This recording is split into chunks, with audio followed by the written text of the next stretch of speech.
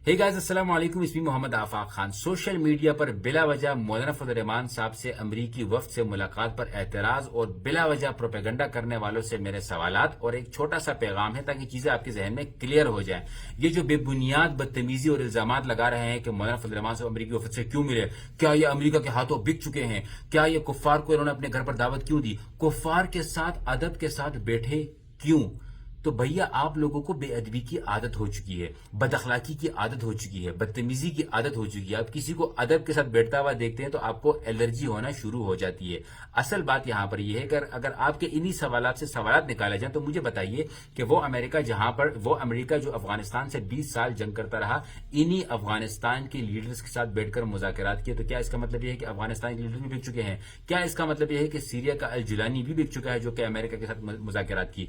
मुज़ाकरात या वफ्द का आने का मतलब, ये किसी से मिलने का मतलब ये होता है कि वो शख्स पावरफुल है, वो एक हैसियत रखता है, वो किसी मसले का हल टेबल टॉक के जरिए निकाल सकता है। इसी वजह से मुलाकातें की जाती है जिसके बारे में आपको बिल्कुल भी नहीं पता। और जहां तक हम इस्लामी तालीमात के हवाले से देखें, जो कि आप कह रहे हैं कि भाई एक मौलवी है कुफार से क्यों मिला, तो चूंकि आप लोगों को इस्लाम का भी नहीं पता, अब्दुल्ला बिन उबी मुनाफिक का सरदार की दावत नबी करीम सल्लल्लाहु अलैहि वसल्लम ने इसकी दावत की कबूल भी फरमाई और इसके घर तशरीफ ले गए, हालांकि वो मुनाफिकों का सरदार था।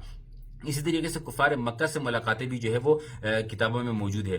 गैर मुस्लिम वफूद का इस्तकबाल, जब गैर मुस्लिम वफूद मदीना आते तो आप सल्लल्लाहु अलैहि वसल्लम इनसे मुलाकात फरमाते, इन्हें इज्जत देते, गुफ्तगू करते। अब इस्लामी उसूल कुछ ये है कि इस्लाम गैर मुस्लिमों की दावत कबूल करने या इनसे मेल मुलाकात की इजाजत देता है, बशर्त ये कि दीनो ईमान को खतरा ना हो, इसी के साथ साथ किसी गैर इखलाकी बात का खदशा न हो, दावत का मकसद खैर, हिकमत और दीनी तबलीग हो, इज्जत देना नबी करीम सल्लल्लाहु अलैहि वसल्लम की सुन्नत है, चाहे सामने वाला काफिर हो या दुश्मन। आप सल्लल्लाहु अलैहि वसल्लम ने कभी बदतमीजी या सख्ती नहीं की, बल्कि अखलाक, हल्म और हिकमत से इस्लाम का चेहरा रोशन किया। तो ये जो बगैर इनके फतवे लगा रहे हैं, इनसे मेरी गुजारिश है कि थोड़ा सा इस्लाम को पढ़ लीजिए, साथ ही साथ ये देख लीजिए कि हमारे जितने भी बड़े लीडर्स हैं, चाहे वो हमारे सियासी लीडर्स हों या मजहबी सियासी पार्टी के लीडर्स हों, ये दुनिया है, यहाँ पर मुलाकातें करनी पड़ती है। यहां पर यह मतलब नहीं है कि तू काफिर है मैं तेरे को आके मार दूंगा, नहीं भैया, मुलाकातें करनी पड़ती है, बैठना पड़ता है। जिस तरीके से गजा के ये जो हमास के रिप्रेजेंटेटिव हैं, ये इसराइल के रिप्रेजेंटेटिव से मिलते हैं, दुश्मन भी आपस में मिलकर बैठते हैं तो मुज़ाकरात के जरिए मामलात को हल करने की कोशिश होती है या कंडीशंस एक दूसरे के सामने रखने की कोशिश होती है।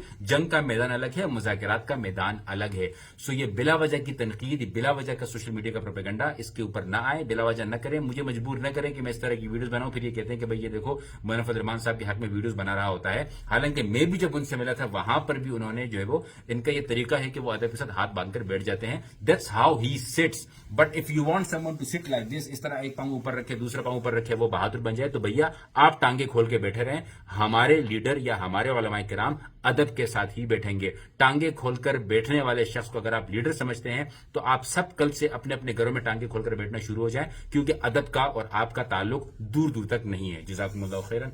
अस्सलाम वालेकुम रहमतुल्लाह।